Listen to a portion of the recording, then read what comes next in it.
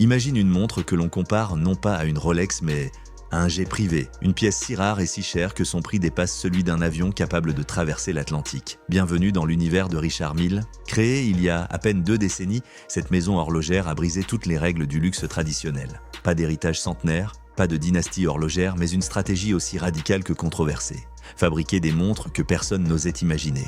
Des matériaux venus de la NASA, des collaborations avec des pilotes de Formule 1 ou des stars du tennis, et surtout, des prix qui donnent le vertige. Plusieurs centaines de milliers, parfois même plusieurs millions d'euros. Mais comment une marque aussi jeune a-t-elle réussi à s'imposer au sommet au point que certains parlent de manipulation psychologique et d'élitisme extrême? Dans ce documentaire, vous allez découvrir le secret le mieux gardé de Richard Mille et je vous le révèle à la toute fin.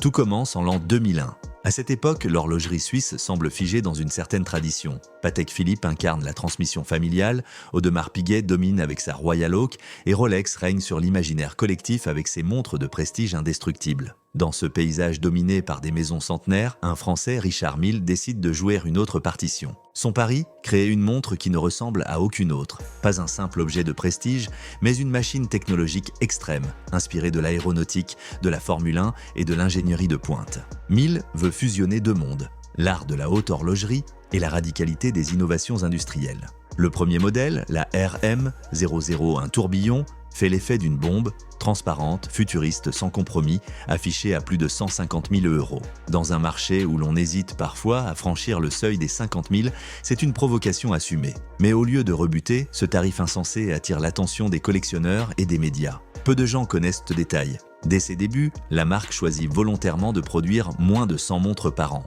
Une rareté artificielle, oui, mais terriblement efficace. Car en créant l'inaccessible, Richard Mille a posé la première pierre de son empire, faire désirer avant même de faire vendre.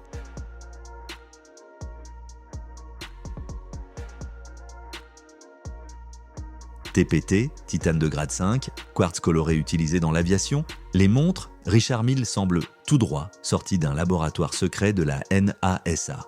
Contrairement aux marques classiques qui misent un lieu sur l'or ou le platine, Mille choisit des matériaux futuristes, parfois jamais utilisés dans l'horlogerie auparavant.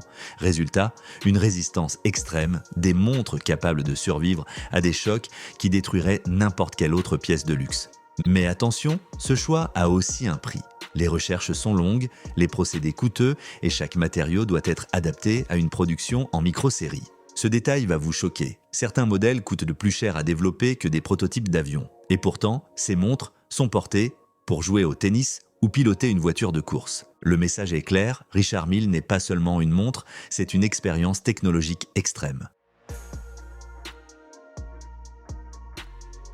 Chapitre 3, les ambassadeurs improbables. Pendant que les grandes maisons alignent des célébrités de cinéma pour poser en smoking, Richard Mille prend un risque insensé, prêter ses montres à des sportifs en pleine action. Rafael Nadal, par exemple, entre sur le court avec une Richard Mille au poignet, pesant à peine 20 grammes, mais valant plus d'1 million d'euros. Le joueur la maltraite à chaque frappe, chaque chute, chaque tournoi. Résultat, visibilité mondiale et publicité gratuite. Puis vient la Formule 1, Felipe Massa, Charles Leclerc et même des écuries entières deviennent de vitrines vivantes de la marque. Ce choix risqué change tout. Au lieu d'une montre fragile, symbole de prestige, Richard Mille devient l'image d'un objet indestructible. Et pourtant, certaines montres sont littéralement détruites en match. Les images de Nadal brisant une Richard Mille sur un revers circulent encore aujourd'hui. Mais au lieu de nuire, elles renforcent le mythe. Une montre si extrême qu'elle partage le destin d'un athlète. Richard Mille n'a jamais cherché à séduire le grand public. Au contraire, la marque revendique son exclusivité. Chaque boutique ressemble à un sanctuaire. L'accès est limité, les stocks microscopiques, et même les clients les plus riches doivent parfois patienter. Des années. Les prix, ils ne cessent de grimper. Là où une Rolex Daytona dépasse rarement les 20 000 €, une Richard Mille commence autour de 100 000 et grimpe facilement à plusieurs millions. Mais il y a plus. Dans certains cas, la marque refuse de vendre une montre à un client jugé non aligné avec ses valeurs. Une stratégie qui frôle la manipulation psychologique. Transformer un objet en privilège réservé à une poignée d'élus. Peu de gens connaissent cette histoire. Un milliardaire a proposé un chèque de 2 millions pour un modèle rare. Réponse de la marque : désolé, vous ne correspondez pas à notre image. Mais derrière cette aura de luxe extrême, certaines critiques émergent. conditions de travail contestées chez certains sous-traitants, accusations de manipulation artificielle des prix et surtout, une stratégie de rareté assumée qui frustre même les plus grands collectionneurs. En 2018, un article du Financial Times révélait que certaines Richard Mille étaient revendues au double de leur prix initial quelques jours seulement après leur achat. Une spéculation digne de l'art contemporain, et que dire des critiques sur le design. Pour certains amateurs de haute horlogerie, ces montres sont trop voyantes, trop sportives, presque bling-bling. Mais pour d'autres, c'est précisément cette audace qui en fait des objets mythiques, car Richard Mille ne cherche pas à plaire à tous. Sa force réside dans le clivage, on adore ou on déteste. C'est d'ailleurs le moment parfait pour vous demander. Un petit like nous aide énormément et dites-moi en commentaire ce que vous pensez de ces montres. Génie visionnaire ou escroquerie du luxe ? Ce qui fait la puissance de Richard Mille, ce n'est pas seulement la technologie ou les ambassadeurs, c'est une stratégie psychologique implacable. En créant la rareté, en sélectionnant ses clients, en affichant des prix insensés, la marque nourrit un désir presque irrationnel. Posséder une Richard Mille, ce n'est plus avoir une montre, c'est appartenir à un club secret. Les sociologues parlent de consommation ostentatoire. Mais ici, c'est plus subtil. Richard Mille ne vend pas une montre, il vend une histoire. Chaque modèle porte le nom d'un sportif, d'un pilote ou d'une innovation folle. Et au cœur de cette stratégie, une promesse implicite. Si vous portez une Richard Mille, vous n'êtes pas comme les autres. Vous êtes au-dessus. Un choix risqué mais terriblement efficace.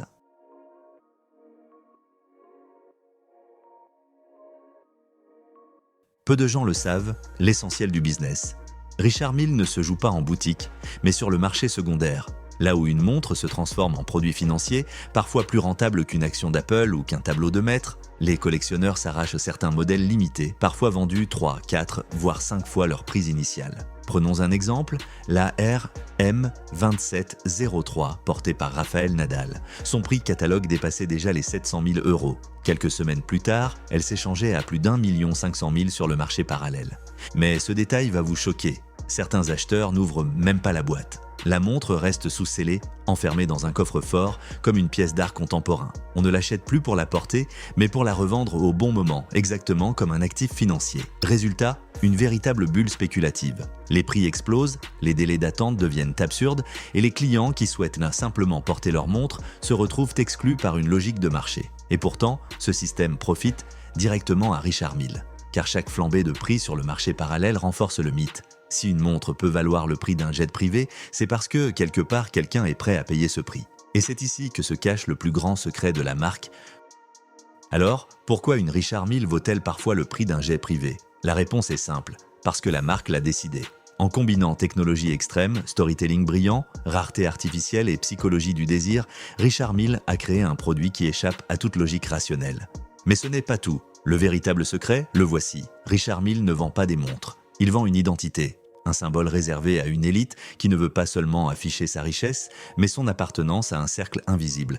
Et c'est là que réside le génie ou la manipulation de cette marque. Si vous voulez découvrir d'autres secrets du luxe, abonnez-vous dès maintenant, car ce que je vous réserve dans les prochaines vidéos risque de vous surprendre encore plus.